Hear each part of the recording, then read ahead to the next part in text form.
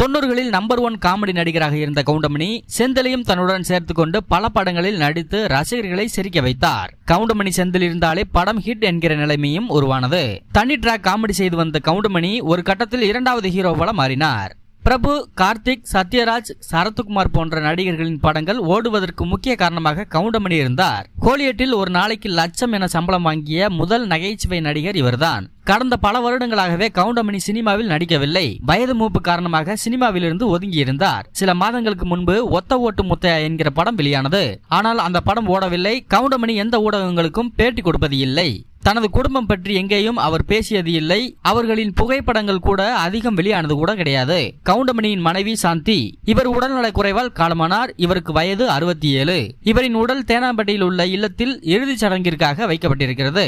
இதையடுத்து திரையுலகினரை சேர்ந்தவர்கள் நேரில் சென்று அஞ்சலி செலுத்தி வருகிறார்கள். ரசிகர்கள் சமூக வலைதளங்களில் இரங்கல் தெரிவித்து வருகிறார்கள். இந்த நிலையில் நடிகரும் தாவேகா தலைவருமான விஜய் நேரில் சென்று கவுண்டமணியை கட்டுத்தழுவி ஆறுதல் சொல்லியிருக்கிறார். மறைவு பற்றி விசாரித்துவிட்டு சில நிமிடங்களில் அவர் அங்கிருந்து கிளம்பி சென்று விட்டார். விஜய்க்கு மிகவும் பிடித்த காமெடி நடிகர் கவுண்டமணி.